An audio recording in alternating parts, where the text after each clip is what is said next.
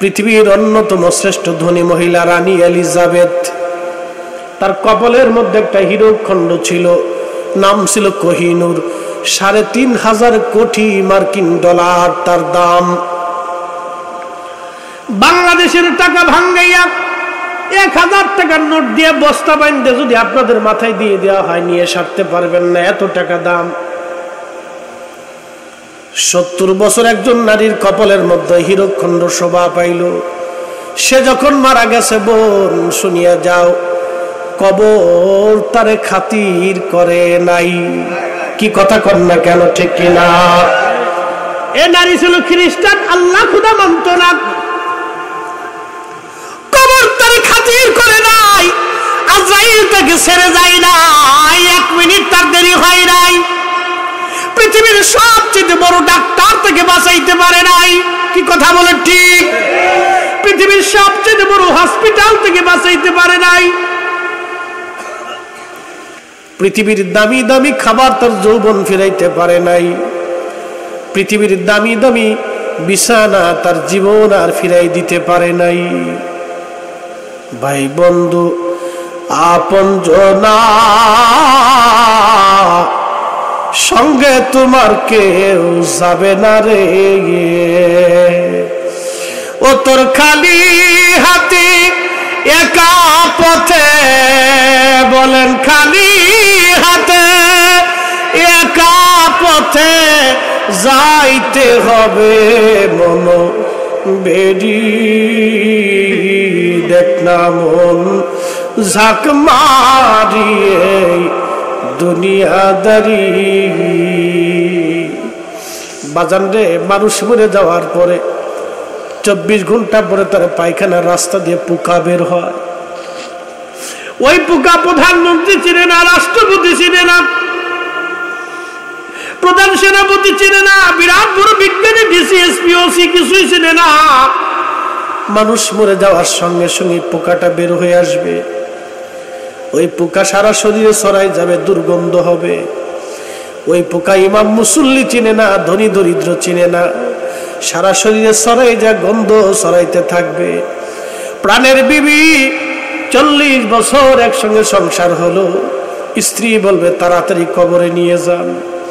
কলিজার টুকরা সন্তানের জন্য বাবা সুদ খাইছে, ঘুষ খাইছে, হারাম খাইছে, মিথ্যা বলছে, মানুষ ঠকাইছে, মালে কম দিছে, আর একজনের জমি দখল করছে, আর একজনের টাকা মাইরে দিয়া মাথায় বাড়ি দিয়া রক্ত চুষে চুষে খাইয়া সন্তানের জন্য বিরাট বড় বাড়ি গাড়ি বানাইয়া আজ বাবা কবরে চলে গেল। ওই সন্তানটাও বাবাকে কবর থেকে ফিরাবে না, বলবে গন্ধ ছড়িয়ে গেছে, তাড়াতাড়ি কবরে দিয়ে দেন। অতএব দুনিয়ায় কেউ আপন না, ওই কবরে যিনি আপনাকে দেখতে আসবে তিনি নবী, নবী, নবী, নবী। একসাথে বলেন ইয়া রাসূলুল্লাহ। দেখতে আসবে নবী, নবী দেখার জন্য আসবে আপনাকে। দেখে আসি আমার উম্মত কেমন আছে। ইসরায়েলের মুসলমান গোলামি করলে ওই নবীর গোলামি করা লাগবে, ভালোবাসলে নবীকে ভালোবাসবেন, আদর্শ মানলে নবীর আদর্শ মানবেন, দল করলে নবীর দল করবেন, জীবন দিলে নবীর পক্ষে জীবন দিবেন, কথা বললে নবীর পক্ষে কথা হবে, স্লোগান দিলে নবীর পক্ষে স্লোগান হবে। হাত উঁচু করে বলেন ঠিক কিনা?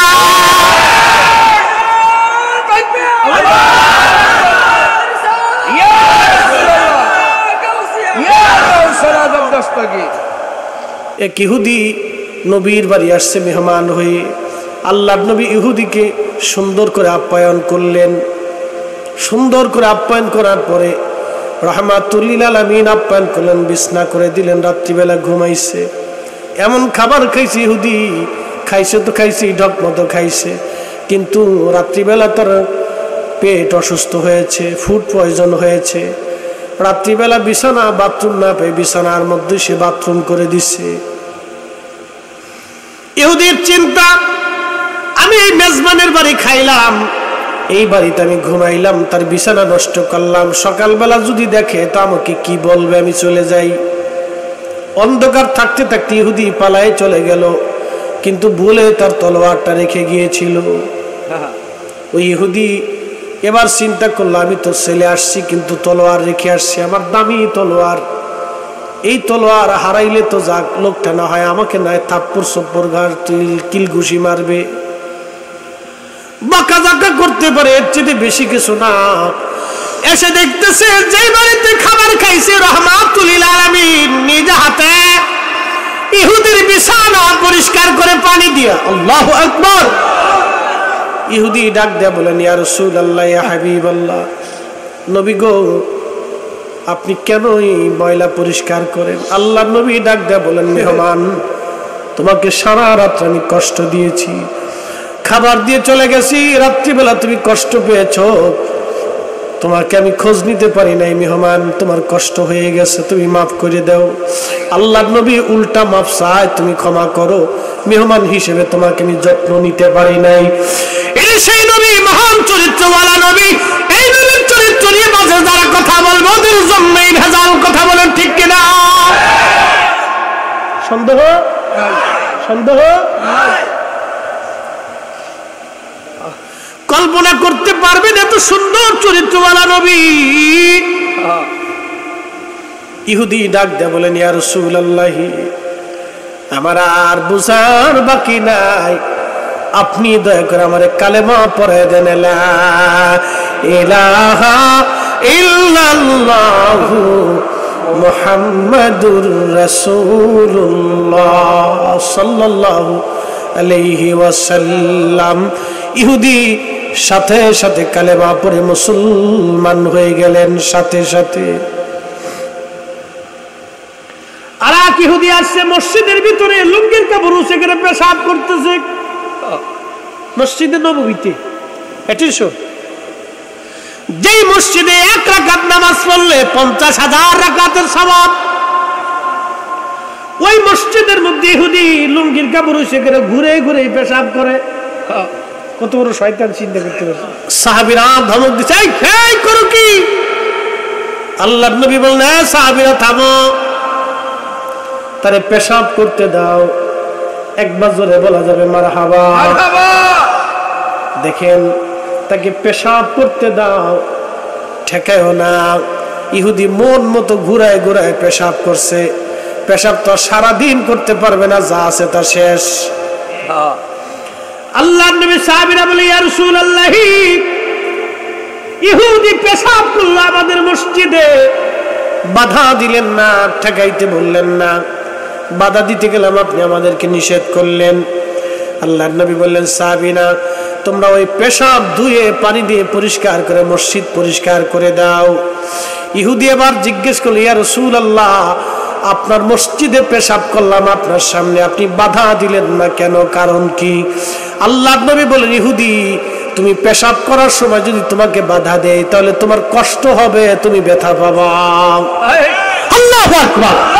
না হয় না হাত উঁচু করে বলেন আল্লাহু আকবার। উনি সেই নবী, এই কোরআন বলতেছে ওয়া ইন্নাকা লাআলা খুলুকিন আযীম, আপনি মহান চরিত্রের আধার, মহান চরিত্রের অধিকারী।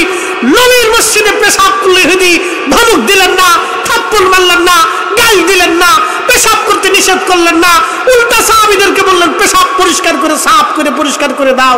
ইহুদি তোমার কষ্ট হবে বিধায় আমি তোমাকে পেশাব করতে বারণ করি নাই। ইহুদি বলতেছি ইয়া রাসূলুল্লাহ আপনি আমার কষ্ট দেখলেন, আপনার কষ্ট দেখলেন না, বুঝতে আর বাকি নেই, আপনি আখিরি নবী, কালেমা পড়ে আমারও মুসলমান ভাই। আল্লাহু আকবার। হযরত ওমরকে যুবক বলে হুজুর আমিরুল মুমিনিন খলিফাতুল মুসলিমিন জুব্বা কই পাইছেন?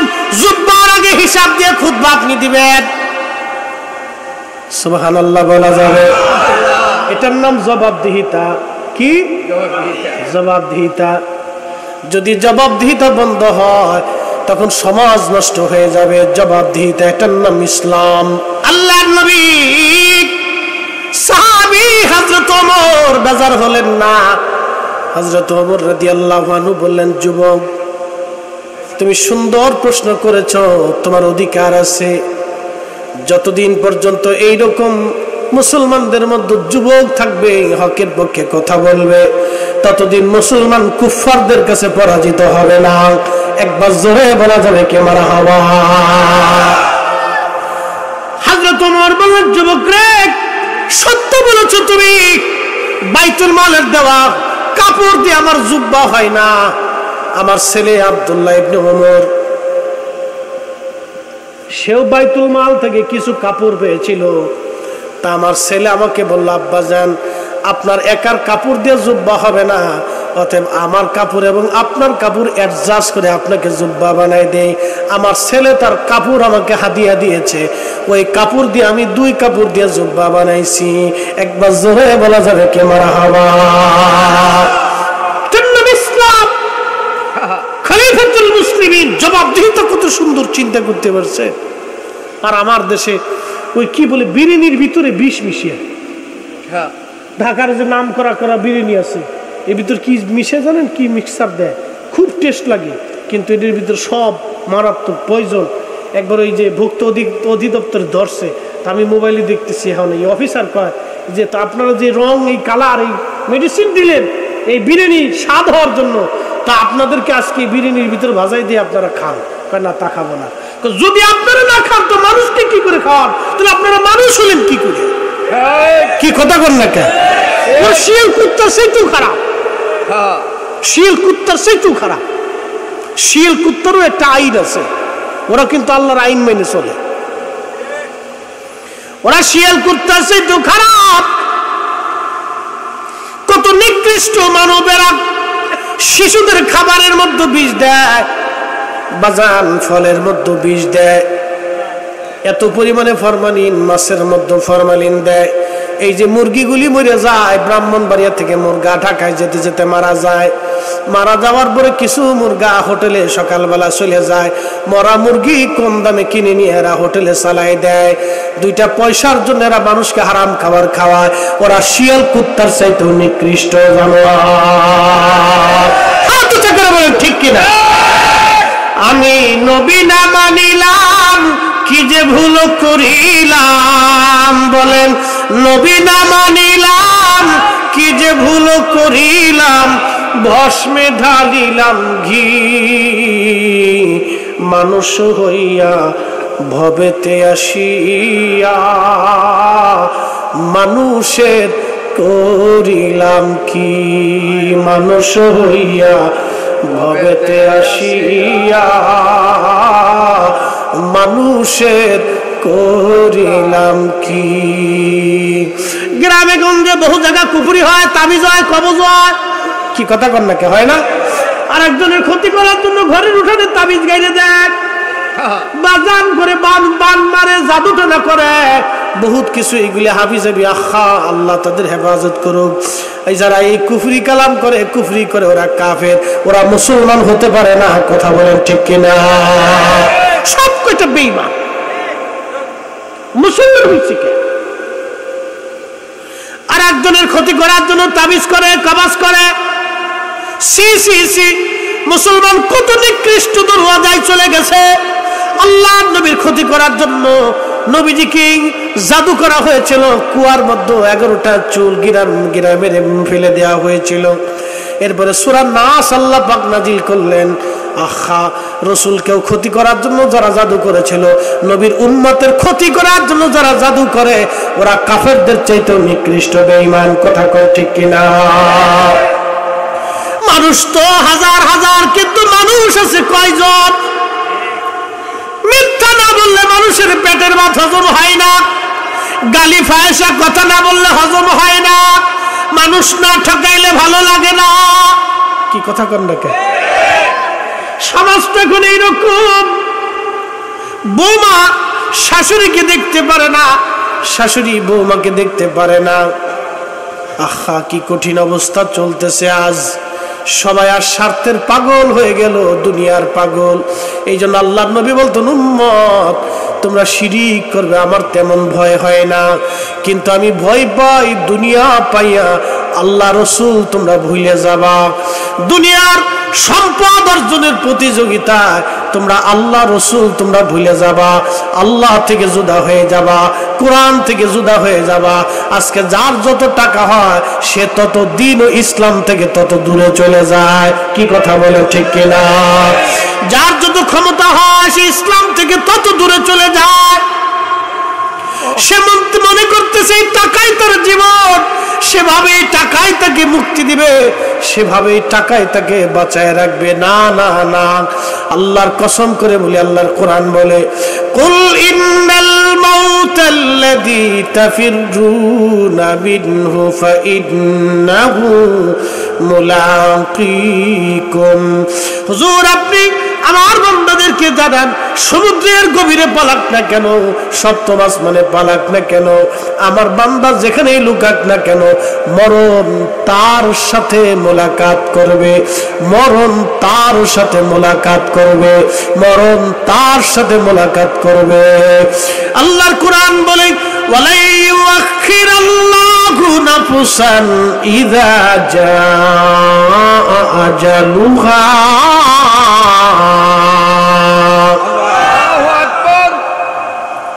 এই কোরআন বলতেছে, আল্লাহ বলতেছে, বান্দা তোমার জীবনের সময় শেষ হয়ে গেলে এক সেকেন্ড আগেও হবে না, এক সেকেন্ড পরেও হবে না। তুমি যত বড় প্রেসিডেন্ট হও, প্রধানমন্ত্রী হও, প্রধান সেনাপতি হও, বীর শ্রেষ্ঠ হও, বীর বিক্রম হও, ফিল্ড মার্শাল হও, তুমি যত বড় বিজ্ঞানী হও, ডাক্তার হও, ডক্টর হও, চিকিৎসা বিজ্ঞানী হও, তুমি নোবেল বিজ্ঞানী হও, যা কিছু হও না কেন বান্দা, এক সেকেন্ড আগেও হবে না, এক সেকেন্ড পরেও হবে না। দুনিয়াতে বাঁচার কোনো সুযোগ নাই। কথা বলেন ঠিক কিনা? ও তোর পিছে পিছে ঘুরছে সমন, বলেন পিছে পিছে ঘুরছে সমন, কোন দিন জানি তোর হয় সমন জারি। দেখ না মন ঝাঁক মারিয়ে দুনিয়াদারি, দেখ না মন ঝাঁক মারিয়ে দুনিয়াদারি। ভাই বন্ধু আপন জনা সঙ্গে তোমার কেউ যাবে না রে। কথা বলেন ঠিক? ও তোর খালি হাতে একা পথে, ও তোর খালি হাতে একা পথে যাইতে হবে মন বেরি। দেখ না মন ঝাঁক মারিয়ে দুনিয়াদারি। ও তোর পিছে পিছে ঘুরছে সমন, বলেন পিছে পিছে ঘুরছে সমন, কোন দিন জানি তোর হয় সমন জারি। দেখ না মন ঝাঁক মারিয়ে দুনিয়াদারি। ইসরাইলের মুসলমান যে যেখান থেকে কথাগুলি শুনেন, শুনিয়া যান। চির বাস্তব কথা বলি, টাকা আপনাকে বাঁচায় রাখতে পারবে না। পৃথিবীর সবচেয়ে ধনী মহিলার একজন মহিলার নাম রানী এলিজাবেথ। ও মা বোনেরা, সোনা দানা গহনার জন্য মহিলারা ঝগড়া করে, কাপড় যদি ভালো না হয় স্বামীর সাথে ঝগড়া করে। কি কথা কর না কে? স্বামী বিদেশ, পরিশ্রম করে ওরা রুজি করে, সারাদিন রোদের মধ্যে পুড়ে পুড়ে ওরা কাজ করে। বাপ, আমি নিজে চোখে দেখে এসেছি সৌদি আরব। কেইনার গুলি প্রচন্ড হাওয়া, গরমের ভিতরে মুখ সুখ বেঁধে বেঁধে ওরা রাস্তা পরিষ্কার করে। জোহরের নামাজ পড়তে রওনা করলাম মদিনাতে। একজনকে কাছে জিজ্ঞেস করলাম, ভাই বাড়ি কোন জায়গা? বলে হুজুর ব্রাহ্মণবাড়িয়া। আমি বললাম, বন্ধু এই যে রোদের মধ্যে পুড়ে পুড়ে সারাদিন আমি দেখলাম আমরা হোটেল এসির মধ্যে থাকি, আর আপনি সারাদিনই রোদের মধ্যে পুড়ে পুড়ে কাজ করেন, কষ্ট হয় না? হুজুর কষ্ট হলেই বা কি করার আছে, আমি কি বাড়ি কি মা জানে? বলে হুজুর মাকে কি আর বলা যায়? বললে মা কষ্ট পাবে। নারীরা টাকা কম হলে তুমি বেজার হও, কিন্তু স্বামী পরিশ্রম করে। আল্লাহ নবী বললেন, আমি কোন ব্যক্তি থেকে যদি সেজদার অনুমতি দিতাম আল্লাহর পরে, স্ত্রীকে বলতাম স্বামীর পায়ে সেজদা দেওয়ার জন্য। একবার জোরে বলা যাবে কে মারহাবা। স্ত্রীকে বলতাম স্বামীর পায়ে যেন স্ত্রী সেজদা দেয়, কারণ এই স্বামী এই ফ্যামিলির জন্য নিজের জীবন বাজি রেখে যুদ্ধ করে যায়। কি কথা ঠিক কিনা? ওয়ার্ল্ড, পৃথিবী একটা ব্যাটল ফিল্ড, এটা যুদ্ধক্ষেত্র। নিয়মিত আপনাকে যুদ্ধ করে বেঁচে থাকতে হয়। 24 ঘন্টা একজন পুরুষ পরিশ্রম করে ফ্যামিলির জন্য। সন্তানের মুখের হাসির জন্য একজন বাবা দিন বিদেশ পানি রক্ত করে ফেলেছে। স্ত্রীর টাকা কম হয়ে গেলে বেজার হয়, সোনা দানা কম হলে বেজার হয়, কাপড় কেনা কম দিলে বেজার হয়ে যায়। না না না না, ও মা বোনেরা শুনিয়া যান, শ্রেষ্ঠ নবী দিলাম রিক তরিয়ে নিতে রোজ হাসরে, পথ না ভুলি তাই তো দিলে পাক কুরআনের বাণী। খুদা তোমার মেহেরবানি, সুন্দর ফুল সুন্দর ফল মিঠা নদীর পানি। খুদা তোমার মেহেরবানি, খুদা তোমার মেহেরবানি। তুমি কতই দিলে রতন ভাই বারাদার পুত্র স্বজন, খুদাও পেলে অন্ন জুগাও মানি চাই না মানি। খুদা তোমার মেহেরবানি, সুন্দর ফুল সুন্দর ফল মিঠা নদীর পানি। খুদা তোমার মেহেরবানি। ও মুসলমান, খুবই মনোযোগ দিয়ে শুনিয়া যান। তার মানে কেউ আপন না, যিনি আপন হবে তিনি নবী। অতএব ওই নবীর গোলামি করে যাওয়া বুদ্ধিমানের কাজ। কি কথা বলেন ঠিক কিনা? নবী নবী নবী, এই জন্য আল্লাহর কোরআন বলতেছে, ও আমার বান্দারা তোমরা শুনিয়া নাও, মাইয়ুতির রাসূল ফাকাদ আতা আল্লাহ।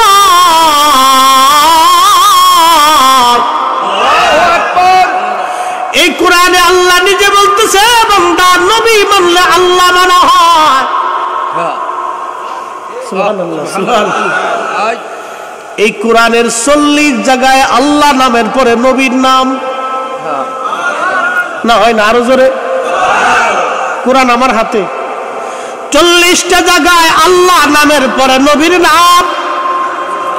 যেখানে আল্লাহর আতাত সেখানে নবীর আতাত, যেখানে আল্লাহর অনুসরণ সেখানে নবীর অনুসরণ, যেখানে আল্লাহ ঈমান সেখানে নবী ঈমান। সুবহানাল্লাহ। যেখানে আল্লাহ রাব্বুল আলামিন সেখানে নবী রাহমাতুল লিল আলামিন, যেখানে আল্লাহ মালিক ইয়াউমিদ্দিন সেখানে আমার নবী শাফিউল মুজনিবিন। সুবহানাল্লাহ সুবহানাল্লাহ। কি বলি যায়, আল্লাহর পরে যার ইজ্জত তিনার নাম কি? নবী। আল্লাহর পরে যার দাম তার নাম কি? নবী। সন্দেহ সন্দেহ? তা আমরা আল্লাহর উপরে নবীর উঠাইছি তো অনেকে আমাদের উপর মিথ্যা ইলজাম দেয়, আপনারা আল্লাহর উপরে নবীর উঠাই লাইছেন। এটা একবারে সম্পূর্ণ ডাহা মিথ্যা ইলজাম। কি কথা বল ঠিক কিনা? আমরা আল্লাহর উপরে নবী উঠাই না, আল্লাহর জায়গা আল্লাহ, নবীর জায়গা নবী। ঠিক কিনা? তোরা কে যাবি নবীর নৌকাতে আয়, তোরা কে যাবি নবীর নৌকাতে আয়। রূপকাঠির ওই নৌকা খানি, রূপকাঠির ওই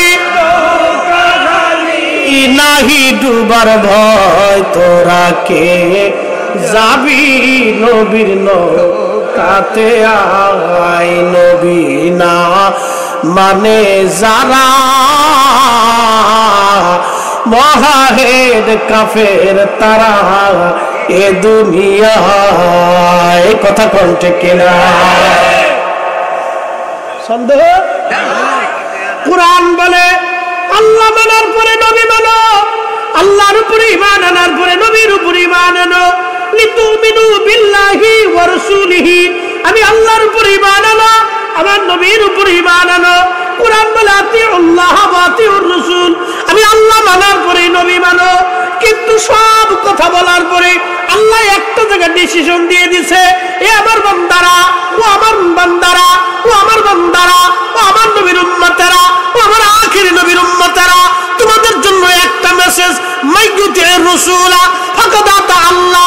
নবী মানলে আল্লাহ মানা হয়, নবী মানলে আল্লাহ মানা হয়, নবী ভালোবাসলে আল্লাহ ভালোবাসা হয়, নবীর গোলামি করলে আল্লাহর গোলামি হয়, নবীর জন্য জীবন দিলে আল্লাহর জন্য জীবন দেয়, নবীর জন্য দল করলে আল্লাহর দল হয়ে যায়, নবীর দলে থাকলে আল্লাহর দলে হয়, নবীকে ইজ্জত করলে আল্লাহকে ইজ্জত করা হয়, নবীর পক্ষে কথা বললে আল্লাহর পক্ষে কথা বলা হয়, নবীর শান গাইলে আল্লাহর শান গাওয়া হয়ে যায়, নবী তাজিম করলে আল্লাহ তাজিম হয়ে যায়, নবীর সাথে বিয়াদবি করলে আল্লাহর সাথে বিয়াদবি হয়, নবীর দলে যে আল্লাহর দলে সে, নবী খুশি আল্লাহ খুশি, নবী বেজার আল্লাহ বেজার। কথা বলেন ঠিক কি না? কথা ক্লিয়ার না ভেজাল আছে? আমার কথা না আল্লাহর কথা? আমার কথা না আল্লাহর কথা? এই যে কোরআন আমার হাতে, সূরা নিসার ৮০ নম্বর আয়াত, আমার কথা না, এটা আল্লাহর কালাম। যদি বলেন মানি না তো চলে যান, অসুবিধা নাই, আসমান আল্লাহর, জমিন আপনার, লুকানোর কোন রাস্তা নাই। আল্লাহ বলেন ইয়া মাশারাল জিন্নি ওয়াল ইনসি ইন ইসতাতাতুম আন তানফুযু মিন আকতারিস সামাওয়াত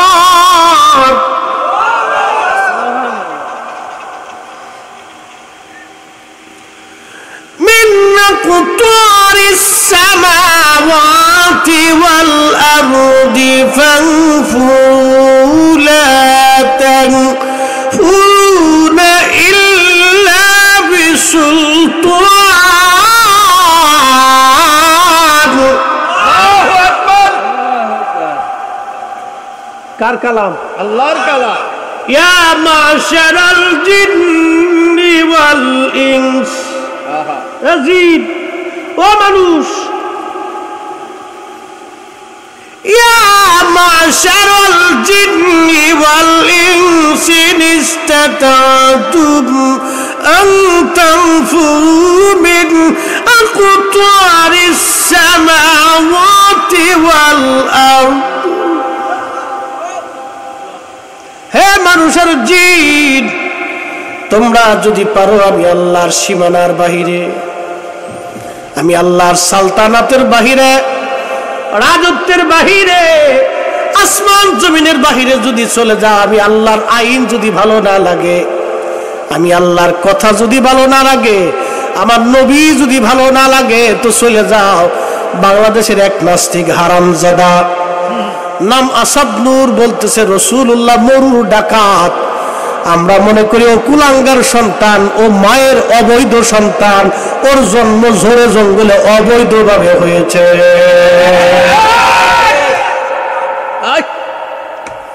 ওর জন্মটা অবৈধভাবে হয়েছে ঝোড়ে জঙ্গলে।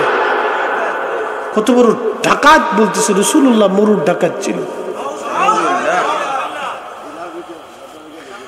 এই হারামজাদারা আরেকটা কথা বলে, তারা বলে যে আল্লাহর নবীর দাসী ছিল, দাসীর সাথে নবীজি মিলন করত। নবীজির একজন দাসী নাম উম্মে আইমান, আমার নবীর দাসী উম্মে আইমানকে নবীজি বলতেন উম্মি বাদা উম্মি, ওগো মা, আপনি আমার মায়ের পরে আর একজন মা। জোরে বলা যাবে মারহাবা। একজন দাসীকে নবীজি মার সাথে তুলনা দিতেন, মা আপনি মায়ের পরে আমার একজন মা। হাই হাই হাই, নবীজির দাসীকে মার সাথে তুলনা দিত। সেই নবীর চরিত্র নিয়ে যারা বাজে কথা বলে, আল্লাহর কসম করে বলি, কোরআন সাক্ষী, উতুল্লিম বাদা যালিকা জানিম, ওদের জন্মে ভেজাল আছে। কথা কম জোরে বলেন, জন্মে কি আছে? ভেজাল আছে। 100% যদি বাংলাদেশে কোনো জারো সন্তান দেখতে চান, ফতিতাওয়ালের বাচ্চা দেখতে চান, পিতৃ পরিচয়হীন ঝোরে জঙ্গলে হোটেলে মোটেলে অবৈধভাবে জন্ম নেওয়া সন্তান দেখতে চান, তো এই নাস্তিক যারা রাসূলুল্লাহ চরিত্র নিয়ে বাজে কথা বলে, ওদের চেহারার দিকে তাকাইলে বুঝবেন এই সব কটা অবৈধ, এই সব বাংলাদেশের পতিতাওয়ালের জারো সন্তান। আল্লাহ, সাহাবীরা কখনো মিথ্যা কথা বলতেন না, সাহাবীরা কখনো মিথ্যা বলতেন না। খাদিম রাসূল বলতেছে, 10টা বছর নবীর কদমের গোলামি করছি, 10টা বছর আমি খেদমত করেছি, 10টা বছরে আল্লাহর নবী কোনোদিন আমাকে একটা ধমক দেন নাই। 10 বছরে আল্লাহর নবী কোনোদিন আমাকে ধমক দেন নাই। নবীর 11 জন স্ত্রী, আমাদের 11 জন আম্মা ছিল, যারা বলে রাসূলুল্লাহ কাম পিপাসা মিটানোর জন্য অধিক বিয়ে করেছিলেন। ওই যারো সন্তানদেরকে জানানো উচিত, আমার নবীর প্রথম স্ত্রীর নাম আম্মা জান খাদিজাতুল কুবরা তাহেরা তাইয়্যিবা। বয়স ছিল 40, আমার নবীর বয়স ছিল 25। 25 বছর একজন যুবক 40 বছরে একজন নারীকে বিয়ে করেছিলেন, নিজের কাম পিপাসা মিটানোর জন্য না। কথা বলেন ঠিক কিনা?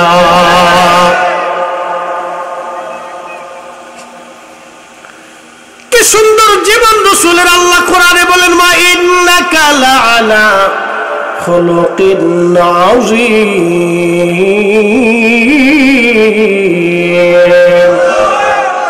ও নবী, আপনি মহান চরিত্রের আধার, আপনি মহান চরিত্রওয়ালা। এত সুন্দর চরিত্র আর কোনোদিন কখনো জন্ম হবে না।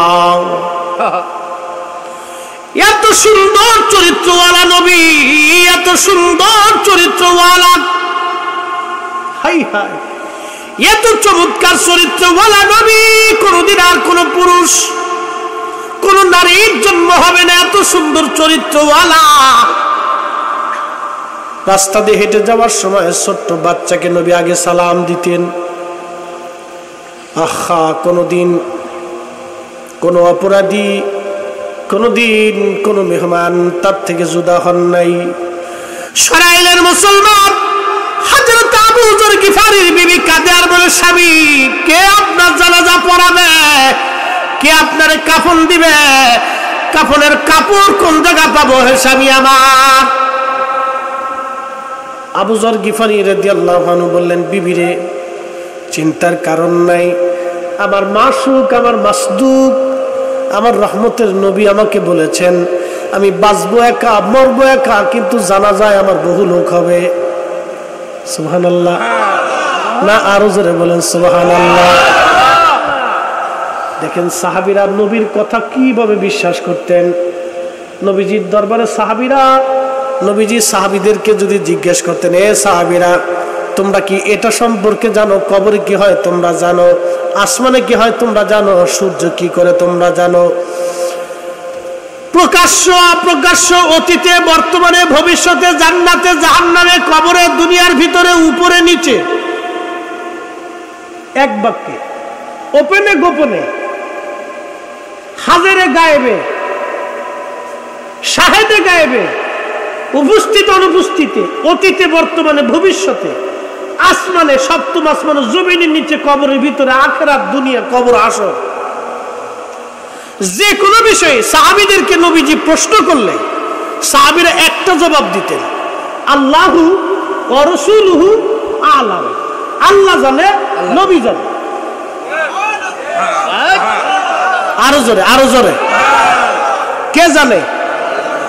আল্লাহ জানে, আল্লাহ নবী জানে। আল্লাহ জানে, নবী জানে। আল্লাহ জানে, নবী জানে। আল্লাহ জানে, নবী জানে। এটা আমরা আকীদা না সাহাবীদের। সাহাবীদের একজন সাহাবী না, সোয়া লক্ষ সাহাবী। সোয়া লক্ষ সাহাবী। সোয়া লক্ষ সাহাবী বলল আল্লাহু ওয়া রাসূলুহু আ'লাম, আল্লাহর পরে নবী জানে, আল্লাহর পরে নবী জানে, আল্লাহর পরে নবী জানে। আমরা সুন্নিরাও মানি আল্লাহর পরে নবী জানে, আল্লাহর পরে নবী জানে। কথা কোন ঠিক কিনা? কথা খারাপ বলছি? আল্লাহর পরে নবী জানে। কথা কোন আল্লাহর পরে আমরা রাখি দানা সাহাবীদের। সাহাবীদের সাথে যদি কেউ বেশি বুঝে তো বুঝুক, বুঝুক, অসুবিধা নাই, অসুবিধা নেই, বুঝুক। আমারও তো বুঝা সোজার দরকার নেই। সাহাবীরা যেমনি কইছে আমরা অমনি করি। কি কথা ঠিক কিনা? ও মুসলমান, সাহাবীরা যেভাবে বলছে সেইভাবেই বলবো। আবু যর গিফারি ডেকে বলতেছে, বিবিরে চিন্তা করো না, আমার নবী বলেছেন আমার জানাজায় বহু মানুষ আসবে। তবে বিবি আমি তো অসুস্থ, শরীর আমার বড় দুর্বল হয়ে গেছে, মনে হয় বাঁচবো না। তবে তুমি একটু টিলার উপরে উঠো, পাহাড়ের টিলার উপরে উঠে দেখো কোনো কাফেলা আমাদের দিকে আসে কিনা। যদি কোনো কাফেলা তুমি দেখো তাহলে বুঝবা তোমার স্বামী আবু যর আর দুনিয়াতে থাকবে না। আল্লাহু আকবার! হাই হাই, সাহাবীদের ঈমান কি ছিল, ইয়াকিন কি ছিল রাসূলের প্রতি। তো তুমি দেখো কাফেলা আসে কিনা, যদি আসে তো আমি শেষ। কারণ আমার জানাজা বহু মানুষ হবে। আবু যর গিফারির স্ত্রী কাফেলার টিলার উপরে উঠলেন। টিলার উপরে উঠে দেখলেন বিরাট বড় একটা কাফেলা আসতেছে। দৌড়াই নেমে আসলেন আবু যরের বিবি, স্বামী আমার, দেখলাম একটা বিরাট কাফেলা আসতেছে। আবু যর গিফারি বলেন, বিবিরে বহুদিন একসঙ্গে তোমার সঙ্গে মরুভূমির মধ্যে কাটিয়েছি, বিবি হক আদায় করতে পারি নাই, সুখ স্বাচ্ছন্দ্য তোমাকে দিতে পারি নাই। আমি আবু যর একটা কাপড়ে একটা জুব্বায় সারা জীবন আমি কাটাই দিয়েছি। আল্লাহু আকবার! কিসকে রাসূল তাদের কলিজার মধ্যে ছিল, একটা জুব্বা আমি সারা জীবন কাটিয়ে দিয়েছি। তোমার জন্য পৃথিবীতে কিছু রেখে যেতে পারলাম না, আমার জন্য আমি কিছু রেখে গেলাম না রে বিবি আমার, ক্ষমা করে দিও, আমাকে মাফ করে দিও, দুনিয়াতে আর কোনোদিন দেখা হবে না। বিবিরে সময় ঘনায় গেছে আমার, বিদায় আমাকে দাও, আমি আজ বিদায় নিয়ে যাচ্ছি। আবু যর গিফারি মারা গেলেন। ওই কাফেলার যিনি প্রধান তার নাম আব্দুল্লাহ ইবনে মাসউদ রাদিয়াল্লাহু আনহু। ইসলামের মধ্যে সাহাবীদের মধ্যে সবচেয়ে বড় মুফতি যিনি, তার নাম হযরত আব্দুল্লাহ ইবনে মাসউদ রাদিয়াল্লাহু আনহু। এই উম্মতের সবচেয়ে বড় মুফতি ছিলেন, নবীর পরে সবচেয়ে বড় মুফতি, নবীর পরে সবচেয়ে বড় মুফতি। আমরা তো নবীর আগে সাতা মুফতি লাগাইছি, আমরা যে সাতার মুফতির ভ্যালু নাই। কি কথা বল না কেন? নবীর পরে সাহাবীদের মধ্যে এই উম্মতের মধ্যে সবচেয়ে বড় মুফতি আব্দুল্লাহ ইবনে মাসউদ রাদিয়াল্লাহু আনহু। তিনি কাফেলা নিয়ে যাচ্ছিলেন। ওই রাস্তা দিয়ে যাওয়ার সময় দেখলেন আবু যর গিফারি ইন্তেকাল করেছেন। কাফনের কাপড় সুন্দর করে দিয়ে তার কাফনের কাপড় পরানো হলো, গোসল করানো হলো। কাফনের কাপড় পরে আব্দুল্লাহ ইবনে মাসউদের জানাজার ইমামতিতে সাহাবায়ে কেরামের বিরাট জমাত একসঙ্গে জানাজার নামাজ পড়ে তাকে সমাহিত করা হলো। একবার জোরে বলা যাবে কে মারহাবা। নবী বলেছেন 10 থেকে 20 বছর আগে ঘটনা ঘটলো, 10-20 বছর পরে। নবী বলেছেন 20 বছর আগে ঘটনা ঘটলো 20 বছর পরে। তার মানে সাহাবীদের আকীদা আল্লাহ রাসূলু আলাম, আল্লাহর পরে যিনি জানে তিনি নবী, আল্লাহর পরে যিনি এলেম ওয়ালা তিনি নবী, আল্লাহর পরে যিনি জানলে বলা তিনি নবী। কথা বলেন ঠিক কিনা?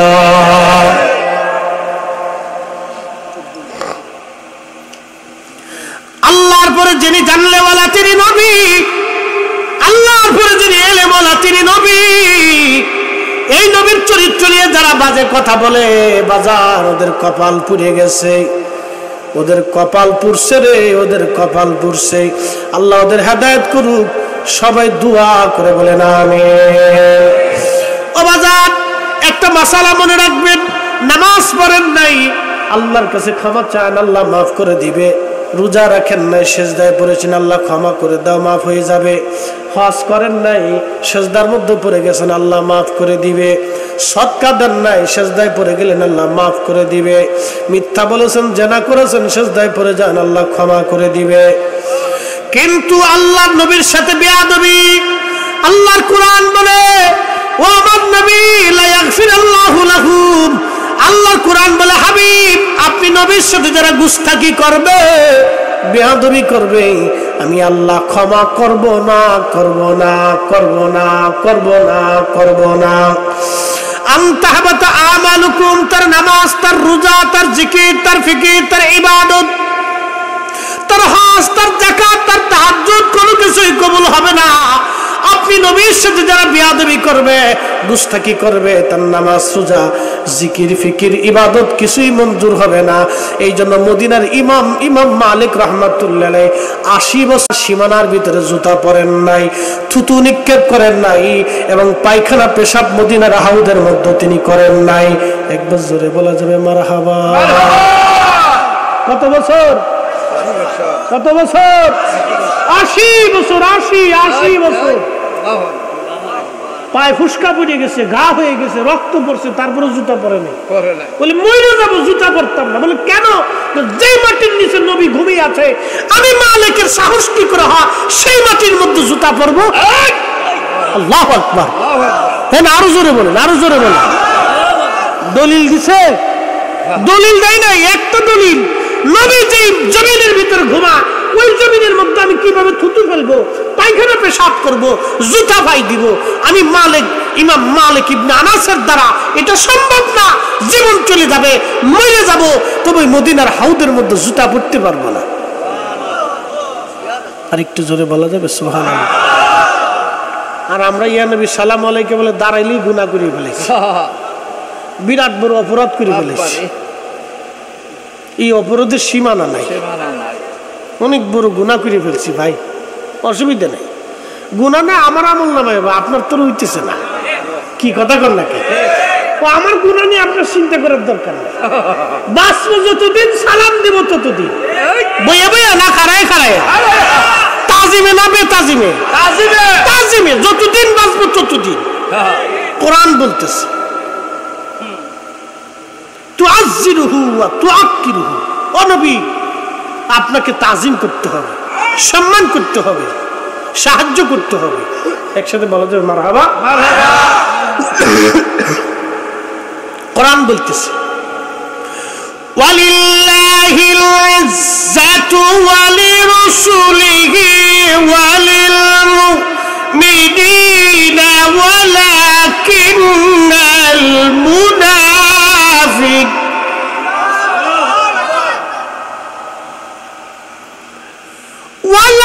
ওয়ালাকিন্নাল মুনাফিকিনা লা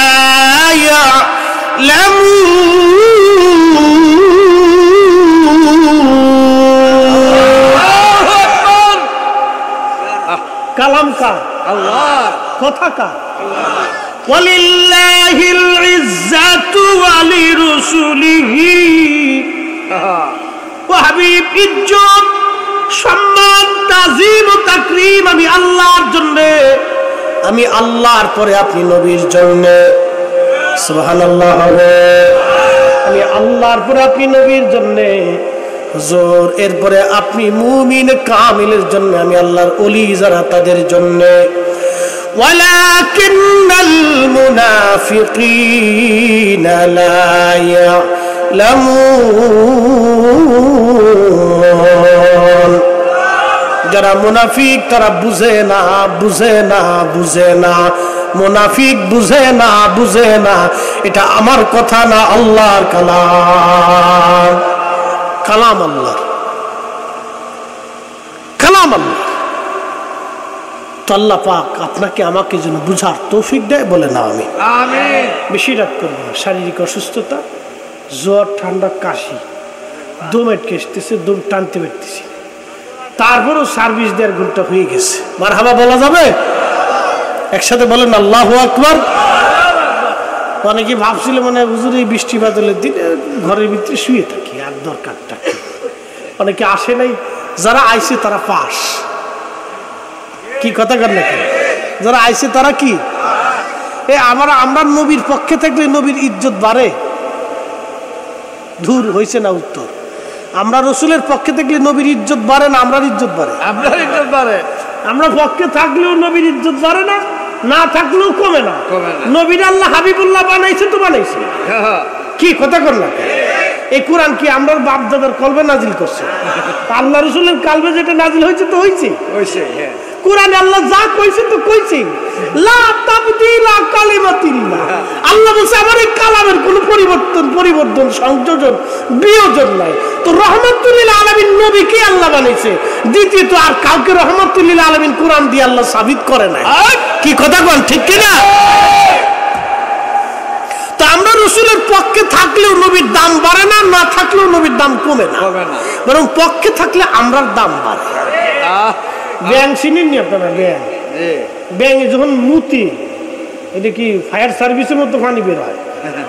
হ্যাঁ, ব্যাঙে যখন পেশাব করে তখন ইদ্দুর ইদ্দুর করে সিরিত করে মুতি। ইব্রাহিম আলাইহিস সালামের আগুন জ্বালাইছে, 2 মাইল দূর থেকে আগুনের উত্তাপ, কাছে যেতে পারে না মানুষ। তো 2 মাইল দূর থেকে ব্যাঙে খালি সিরিত করে মারতেছে, হোস পাইপের মতো খালি মারতেছে। তো আল্লাহ জিজ্ঞাসা, কিরে ব্যাং কিতা করস? কাল্লা মুতি পেশাব করে কিতা করবি? কাল্লা ইব্রাহিমের আগুন নিভাইতেছি। দূর হইছে না, আরো জোরে আল্লাহু আকবার। ওই পানিতে আগুন নিববো না?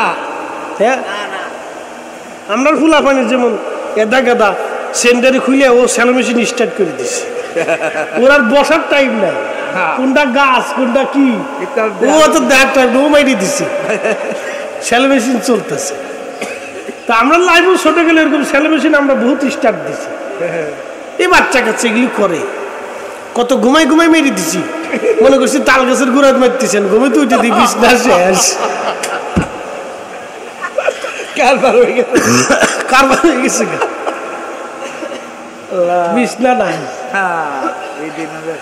তো প্রত্যেকের জীবনে এই দিন গেছে। তো হেতে যাইয়ে জুয়ে হোসেন বুড়া দুরা জুয়ান মধ্যে যা যা হর তাতাই হয়েছে। তো যাই হোক, এই ব্যাঙে পেশাব শিখতেছে, আল্লাহকে তোর মুতি কেরবে আগুন নিববে রে। ব্যাং ডাক দে বলে, আমি জানি আগুন নিববে না, কিন্তু কিয়ামতের কঠিন মাঠে কোটি মাখলুকের ভিড়ে তুমি যেই দিন বলবা ও ব্যাং আমার খলিলকে আগুনের মধ্যে ফলানো হয়েছিল, তোমার ভূমিকা কি রব? আমি সেই দিন বলবো, আল্লাহ আমি আমার সামান্য পেশাব মেরে আগুন নেভানোর চেষ্টা করেছিলাম। আল্লাহ ডাক দিলেন, ব্যাং তোর পেশাব আমি পাক বানাইলাম, আমার বান্দার গায়ে পেশাব সারবি, অজু করা লাগবে না, গোসল লাগবে না। একবার জোরে বলা যাবে কে মারহাবা। ব্যাঙে কি ইব্রাহিমের পক্ষে না বিপক্ষে? আমরা নবীর পক্ষে না বিপক্ষে? আমরা সুহাদায়ে কারবালার পক্ষে না বিপক্ষে? আমরা হুসাইনের পক্ষে না বিপক্ষে? সুন্নাতের পক্ষে না বিপক্ষে? এই স্লোগান দিয়েছেন কিয়ামতের ময়দানে, এই স্লোগান আমাদের নাজাতের জরিয়া হতে পারে। কথা বলেন ঠিক কিনা?